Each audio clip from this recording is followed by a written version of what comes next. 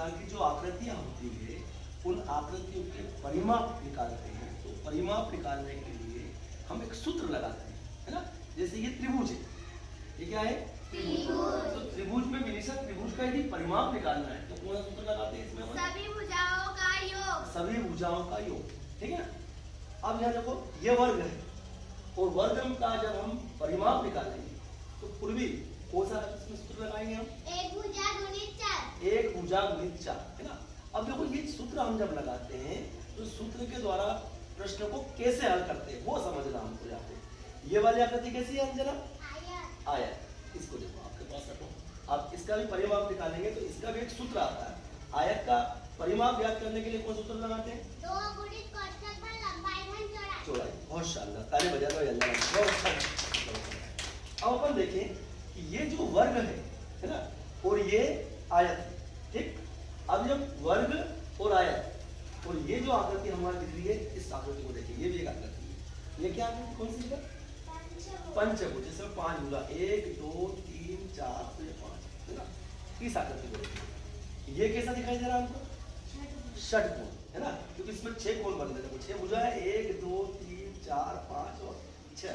इसमें यदि कोण देखेंगे तो 6 कोण बनेंगे, 1 2 3 4 5, इसलिए इसको बोलते हैं षटकोण, है ना।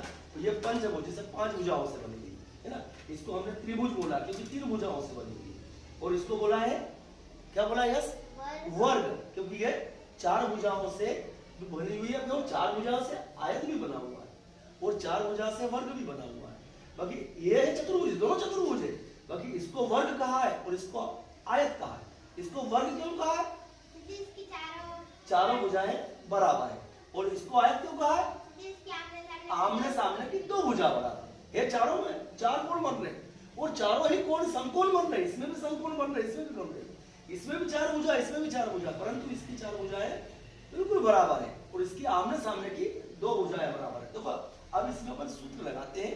तो जब हम देखते हैं कि इस आयत का जब हम परिमाप ज्ञात करते हैं तो कौन सा सूत्र लगाते हैं? देखो आप, इस आयत का परिमाप ज्ञात करने के लिए आयत का परिमाप बराबर 2 गुणित कोष्ठक बन लंबाई धन चौड़ाई। ये हम क्यों लगाते हैं?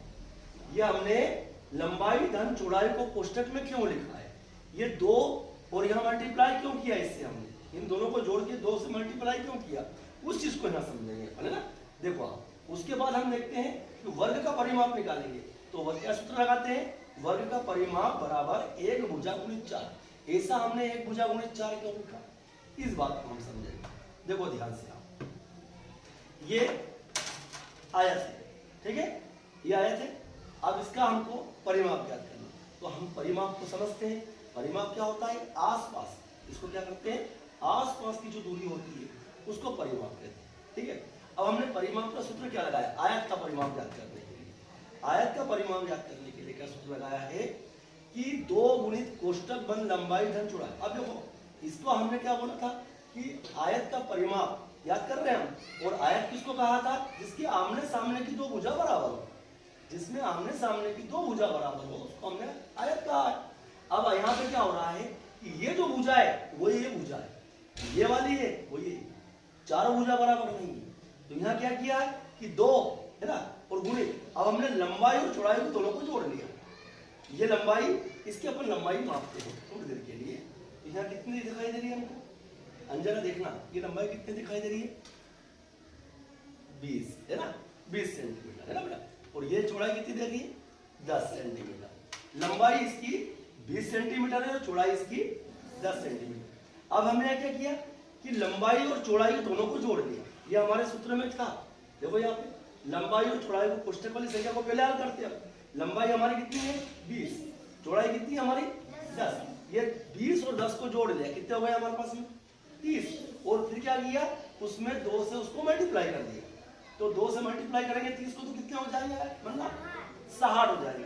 अब देखो यहाँ पे देख रहे हैं, इन्हें दोनों को जोड़ा, ये 20 और 10 को जोड़ लिया, तो यहाँ पे क्या हुआ? 30। तो 30 यहाँ भी, तो 30 को हमने 2 बार जोड़ा। मल्टीप्लाई का मतलब है तो गुणा किसको कहते हैं हम? जब गुणा करते हैं तो गुणा मतलब बार बार जोड़ना। तो हमने इस 30 को 2 बार जोड़ दिया, 30 और 30 60, या 30 में 2 का गुणा कर दिया, कितने हो गए? 60, है ना। अब अपन यहाँ वर्ग को देखते हैं, ये वर्ग है हमारा, है ना। अब यहाँ पे वर्ग में जब परिमाप ज्ञात करते हैं तो क्या सूत्र लगाते हैं कि वर्ग का परिमाप एक भुजा गुणित 4 है ना। अब हमारे पास में ये जो वर्ग है, ये देखो आप वर्ग, इसमें 4 भुजा है और चारों ही भुजा बराबर है। एक भुजा गुणित 4 बोला हमने, एक भुजा को देख लो आप, जो इसकी लंबाई होगी वही इसकी होगी। परिमाप ज्ञात कर रहे हैं, मतलब आसपास की इसकी कुल लंबाई ज्ञात कर रहे हैं हम, है ना। अब इसकी एक की लंबाई हमने देखा और इसको देखा, इसको देख लो आप, इसको देखते हैं। यहाँ पे अपना कितना आ रहा है 15 है ना, कि 20 कितना आ रहा है 20 आ रहा है। इसकी एक भुजा की लंबाई है 20 सेंटीमीटर।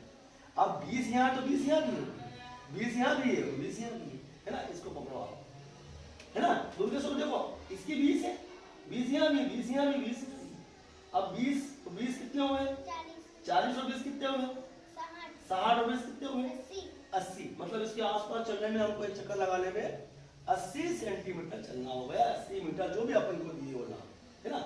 अब यहाँ 80 सेंटीमीटर या क्या हुआ इसका परिमाप, है ना।